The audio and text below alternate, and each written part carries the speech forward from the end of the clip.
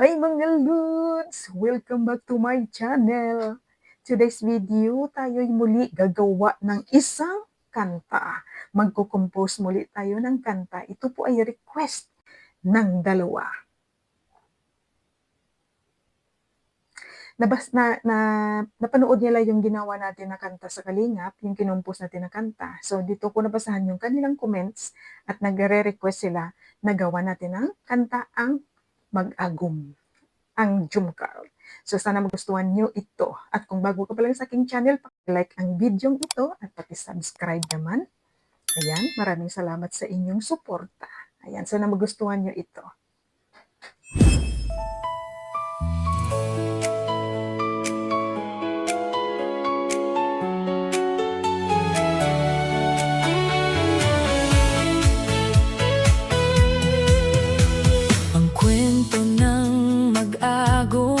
Magmula noon hanggang ngayon, isang tahimik at magandang babae ang nakilala ng isang gwapong lalaki. Parehong binatikos ng masasamang dila, nasasaktan man pero hindi nagpapahalata sa masamang hangarin ng iba.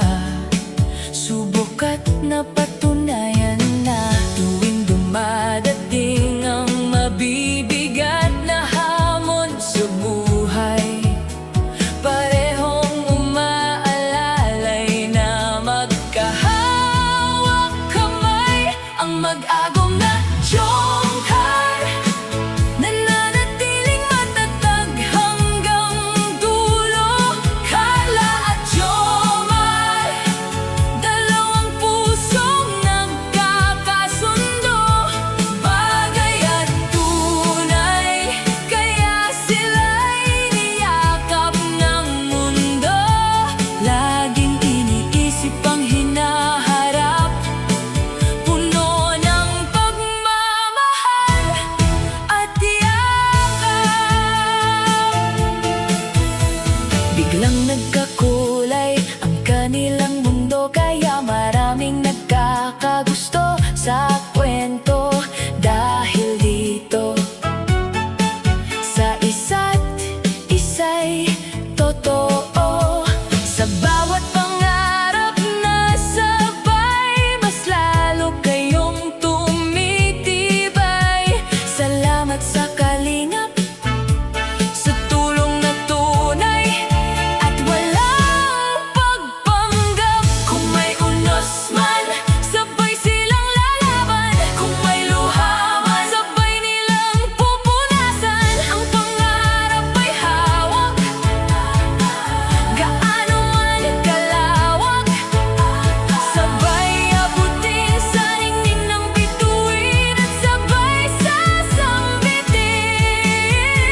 Salamat sa atin. Ang mag-agum na Jomcar, nananatiling matatag hanggang dulo. Carla at Jomar, dalawang pusong nagkakasundo, bagay at tunay, kaya sila'y niyakap ng mundo. Laging iniisip ang hinaharap, puno ng pagmamahal at yakap. Salamat Kalingap Rab at sa mga may kabutihang palad, sa pagmamahal at pag-asa. Mag-agum na Jomcar, forever ang dala. Jomar at Carla, manatili lang ang pagkukumbaba. Salamat sa lahat at sa Kalingap.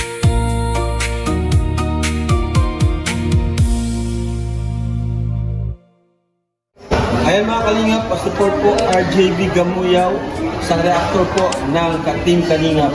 Maraming salamat mga Kalingap. Pa-like, subscribe, and hit the notification bell button.